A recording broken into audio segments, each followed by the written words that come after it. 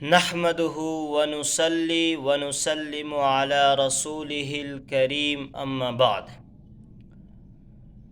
میرے معزز سامعین کرام، ہمارے زمانے کے لوگ جھاڑ پھونک اور تعویذ کے بارے میں بہت زیادہ افراط اور تفریط کے شکار ہیں۔ نمبر ایک وہ طبقہ ہے جو جھاڑ پھونک اور تعویذ کا بالکل قائل ہی نہیں ہے۔ نمبر دوسرا طبقہ وہ ہے جو کہ جھاڑ پھونک اور تعویذ وغیرہ کو شرک قرار دیتا ہے۔ اور نمبر تیسرا طبقہ تعویذ اور جھاڑ پھونک کا اتنا زیادہ ان کو اعتقاد ہے، تعویذ میں اتنے زیادہ انہماک ہے کہ ان کو ہر کام کے لیے ایک تعویذ ہونا چاہیے۔ مولوی صاحب میرا قرضہ ہے، مجھے تعویذ دو۔ مولوی صاحب میری بیٹی کا رشتہ نہیں ہو رہا ہے، تعویذ ہونا چاہیے۔ مولوی صاحب فلاں کام درپیش ہے، تعویذ ہونا چاہیے۔ لہٰذا اس کو ہر کام کے لیے تعویذ ہونا چاہیے۔ لیکن در حقیقت وہ بات جو قرآن اور حدیث سے سمجھ میں آتی ہے، یہ بات بھی بالکل غلط ہے کہ تعویذ اور جھاڑ پھونک ناجائز ہے، شرک ہے۔ اگرچہ ان لوگوں کی فضیلت بیان کی گئی کہ جو جھاڑ پھونک اور تعویذ وغیرہ نہیں دیتے ہیں، لیکن اس سے ہر قسم کا جھاڑ پھونک مراد نہیں لیا جائے گا، بلکہ اس سے ایک خاص قسم کا جھاڑ پھونک مراد لیا جائے گا، یعنی زمانے جاہلیت کا جھاڑ پھونک۔ ان لوگوں کو ایسے جنتر منتر یاد ہوا کرتے تھے کہ فلاں جنتر پڑھو، فلاں منتر پڑھو، فلاں بیماری سے آپ کو افاقہ ہو جائے گا۔ در حقیقت ان جنتر منتروں میں غیر اللہ سے مدد مانگی جاتی تھی، شیاطین سے مدد مانگی جاتی تھی اور بت سے مدد مانگی جاتی تھی۔ یہ ایک خرابی تھی۔ اور دوسری خرابی جو تھی کہ اہل عرب ان الفاظ کو بذات خود مؤثر مانتے تھے۔ وہ کہتے تھے کہ یہ الفاظ جب پڑھیں گے تو پھر تاثیر ہوگی۔ حالانکہ درست بات یہ ہے کہ الفاظ میں جب اللہ تاثیر دے گا تو تاثیر ہوگی، اگر اللہ تاثیر نہیں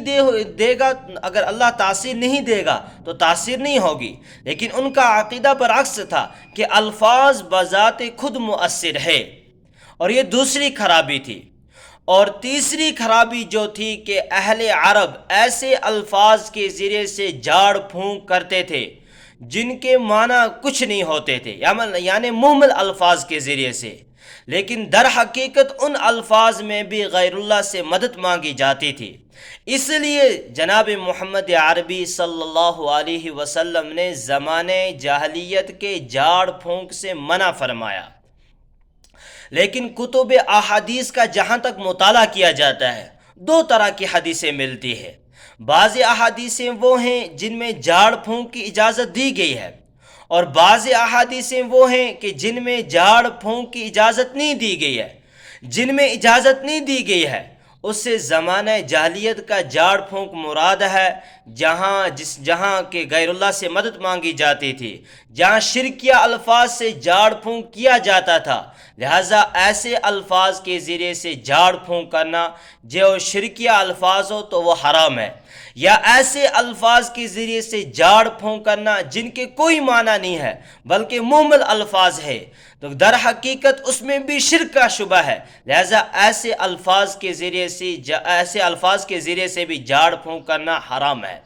اور رہی تیسری صورت کہ مسنون صورت جو ہے کہ جس میں جھاڑ پھونک کی اجازت ہے، قرآنی آیات کے ذریعے سے یا ان دعاؤں کے ذریعے سے جو نبی صلی اللہ علیہ وسلم سے منقول ہے، تو ان دعاؤں کے ذریعے سے اور ان قرآنی آیات کے ذریعے سے جھاڑ پھونک کرنا اجازت ہے، اور بالکل اس کی اجازت ہے۔